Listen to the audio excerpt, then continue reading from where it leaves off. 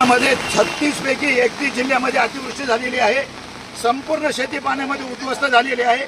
निवडणुकीपूर्वी सन्माननीय मुख्यमंत्री महोदयांनी सांगितलं होतं की आम्ही कर्जमाफी करू, परंतु तेव्हा कर्जमाफी नाही केली। बच्चूभाऊ कडू जेव्हा उपोषणाला बसले होते तेव्हाही सरकारनं सांगितलं होतं की कर्जमाफी करू, तेव्हाही केली नाही। नंतर त्यांनी सांगितलं होतं की दुष्काळ पडू द्या, आम्ही कर्जमाफी करू। दुष्काळ पडल्यानंतर देखील सरकार कर्जमाफी करायला तयार नाही।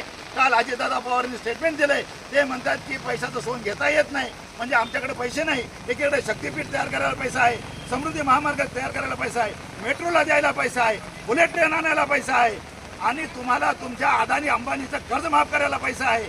आमच्याकडून जीएसटीचे करोडो रुपये तुम्ही वसूल केले, परंतु आज माझा शेतकरी बांधव नागावला गेलाय, आज तो संकटात आहे, आज त्याची कर्जमाफी झाली पाहिजे। म्हणून आज आम्ही परभणी शहरामध्ये फिरून एक रुपया व्यापाऱ्याकडे जमा केलाय, नागरिकांकडे जमा केलाय। हे पैसे आम्ही माननीय मुख्यमंत्री महोदयाकडे देणार आहोत, मुख्यमंत्री सहायता निधीमध्ये देत आहोत, आणि त्यांना सांगत आहोत की आपल्याकडे पैसे नाहीत, परभणीतल्या जनतेनं भीक मागून तुम्हाला पैसे दिलेले आहेत। प्रहार जनशक्ती पक्षाच्या माध्यमातून झालेले हा सगळा रक्कम मुख्यमंत्री महोदयांना डीडीच्या मार्फत देण्यात येईल, आणि त्यांना सांगण्यात येईल की हे आमच्याकडून ही भीक घ्या, पण माझ्या शेतकरी बांधवाला कर्जमाफी करा, त्यासाठी हे आंदोलन होतं।